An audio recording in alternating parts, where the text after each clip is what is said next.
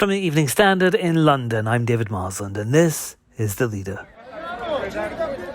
They'd been gathering for days, thousands of people standing in sewage, waiting behind barbed wire fences for the chance to escape Afghanistan to get away from the Taliban.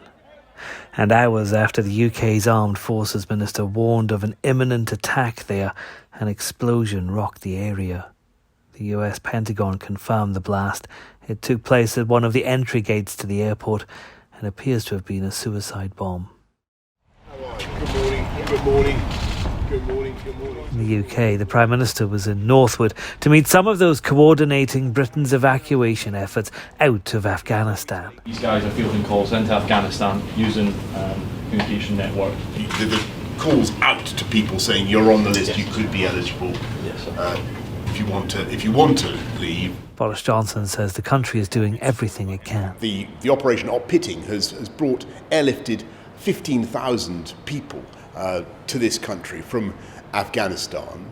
There's been nothing like it in terms of speed and scale in our lifetime, certainly in my memory. Well, our defence editor Robert Fox is with me. Robert, have we lost control of the situation? Did we ever have control? I think we never had fully control. I think they're very worried about yet another thing coming in to make this terrible situation at the airport even worse.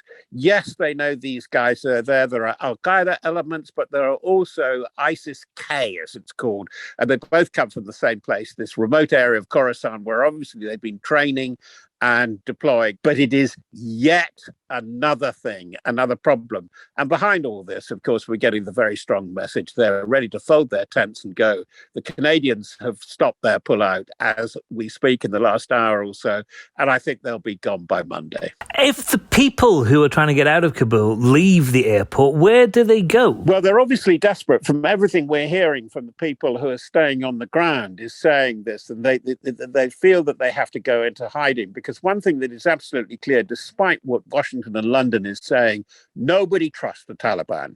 I wonder how much they're listening, though, to people like James Heappey and Ben Wallace, who are saying, head for the border, which is very much a sort of Boris Johnson message. Understandable, but probably unwise, because the Pakistanis have got over 2 million Afghan refugees anyway. The main choke point seems to be at the Spin Boldak crossing going into Pakistan, Baluchistan. That's a province there, and they're setting up refugee camps. And I think there will be a very difficult regime in there. It'll be very rigid, the refugee regime. And I think a lot of people are going to be exposed on the road, which is not a place to be found, not only for personal security, but of course, because of the dreadful ravages of the drought and the shortage of food. And it is very, very hot. Robert, can you tell me about ISIS-K? Because this is a name that's come up very recently over the last few days. Are they different to the ISIS that we all know? No, it's an offshoot. They are part of the original Islamic State and the thing that grew up in 2014 in Iraq. And this is the nature of these kind of extreme movements. They move around with a very, very mixed cast of personnel. So you will have Arabs amongst this. You will have Baluch nationalists. You will have people from the Caucasus. And this is the real danger. And this is where I am particularly critical of the kind of sell, as in selling job, that the international, particularly the very well-known national intelligence agencies like MI6, but above all the CIA have done. It's been largely a bluff, because the international terrorist and extremist organizations were never completely purged from Afghanistan. Whatever Mr. Biden and Mr. Johnson have tried to hint, that is part of a problem, and it's an enduring problem. So is this going to extend out of Afghanistan then, or are we going to have another domestic terrorism issue? Absolutely, for sure. I have absolutely no doubt about that, because there have been the warnings already from MI5, from excellent academics who work for the Metropolitan Police anti-terror now in Cambridge.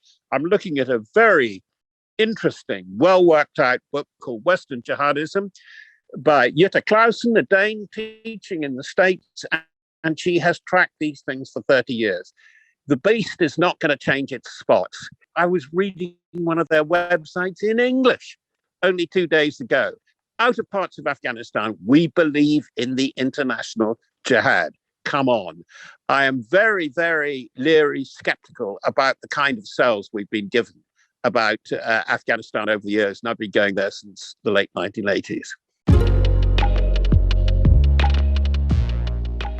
And that's the leader. Check out standard.co.uk for more coverage of this story and follow the live blog for breaking news. We're back tomorrow at 4 p.m.